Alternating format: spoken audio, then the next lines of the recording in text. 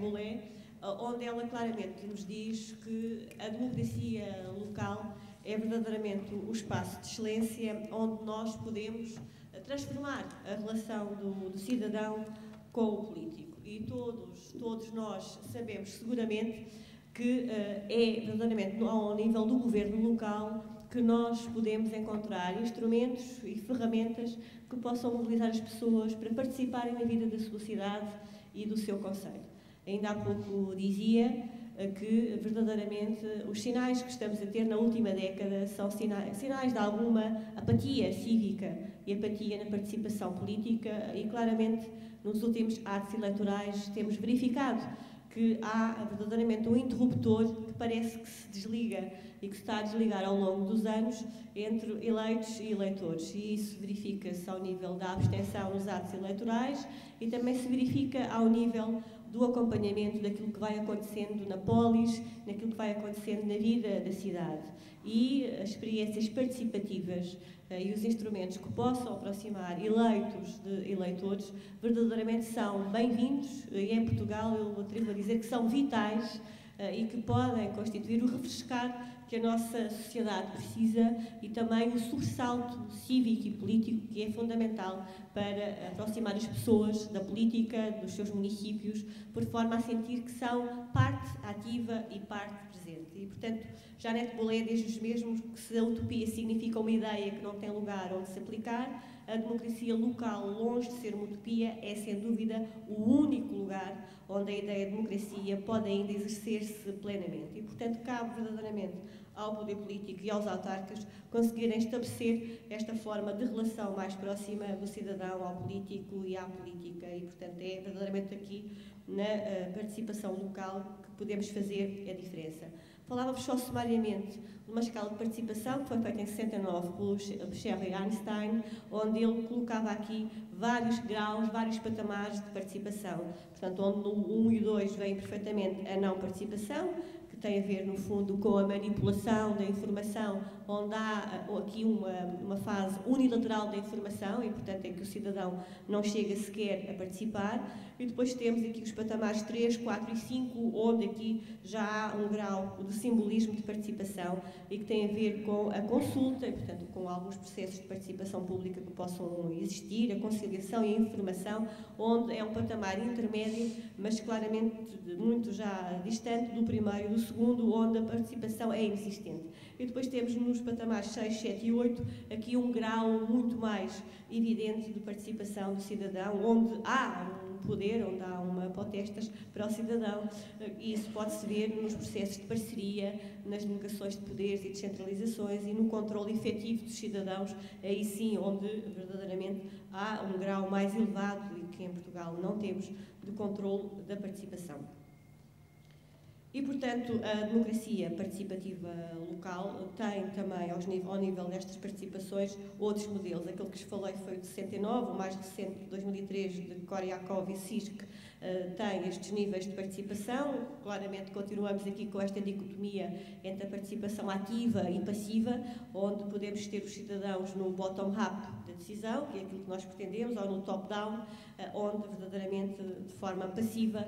são meros receptores da informação e não conseguem participar. E, portanto, desde a fase de recolha e partilha à consulta, até patamares mais sofisticados e elaborados de decisões em conjunto ou de implementação conjunta, há todo um grau, e eu penso que ao longo destes dias têm verificado as diferenças que existem,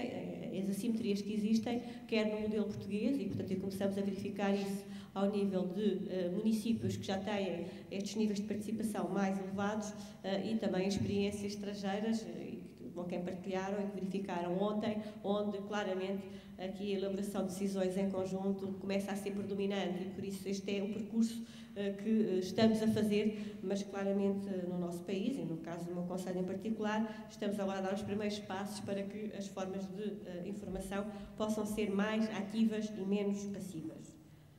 Falar de orçamentos participativos é também falar de governo eletrónico e da participação eletrónica. Nós vivemos hoje a sociedade de informação, e a sociedade de informação leva-nos a nós, e a autarcas em particulares, também para um novo patamar. E, portanto, nós durante mais de 25, 30 anos estivemos num patamar que eu chamo do hardware, o patamar da infraestruturação, e hoje estamos no patamar das políticas de segunda geração e terceira geração, patamar esse que é o patamar do software, é o patamar do qualitativo, onde claramente também aqui a informação eletrónica, a acessibilidade e a decisão eletrónica são verdadeiramente pedras-chave, elementos-chave para que a participação dos cidadãos possa ser uma realidade. E, portanto, esta informação eletrónica online hoje começa a ser verdadeiramente uma evidência em quase todos os municípios, com a oferta de informação de base eletrónica, onde as políticas, os programas, os orçamentos e outros assuntos de interesse público estão, de facto, online, bem como também o acesso a mecanismos e ferramentas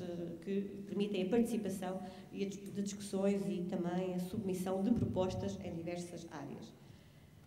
Dar-vos aqui um exemplo daquilo que é o governo eletrónico em Odivelas, onde conseguem ver esses patamares, quer de participação, quer de decisão, quer de informação, e onde claramente o orçamento participativo é, ao nosso ver, a forma mais ativa de participação. Sendo que, no caso do nosso PDM, que é o primeiro que estamos a fazer, porque Odivelas, como sabem, é um município muito jovem, tem 10 anos e vive ainda com o PDM de Loures. E este mandato começámos a iniciar, então, o nosso primeiro PDM e fizemos uma discussão preventiva, uma discussão ainda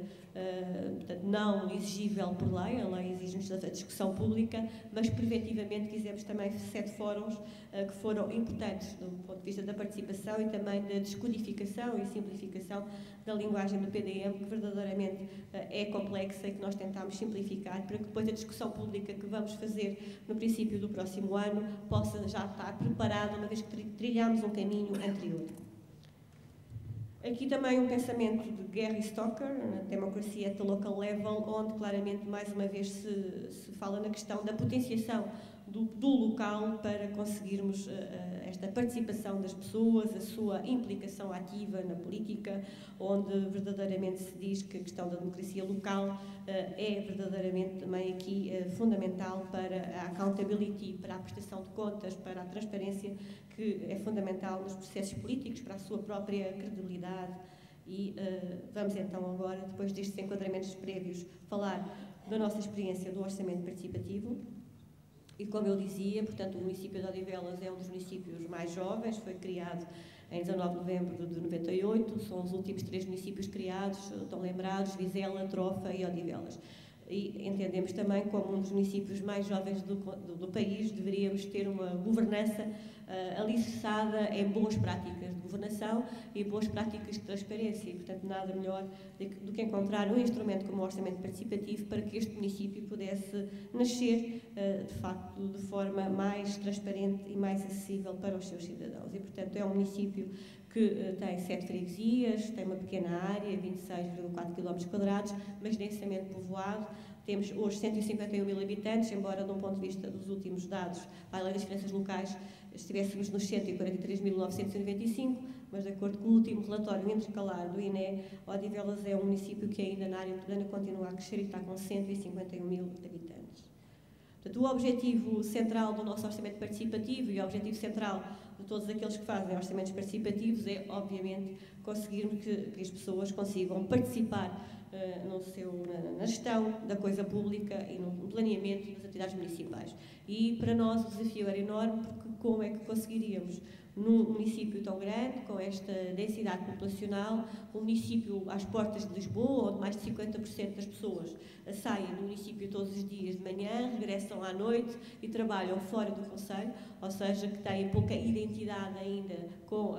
o seu território, como é que as poderíamos envolver? Porque era fundamental promover essa identidade local, a autoestima, o sentimento de pertença ao território. Aliás, as linhas orientadoras do PDM revelavam claramente essa pouca identidade e nada melhor do que ter este objetivo central através do orçamento participativo.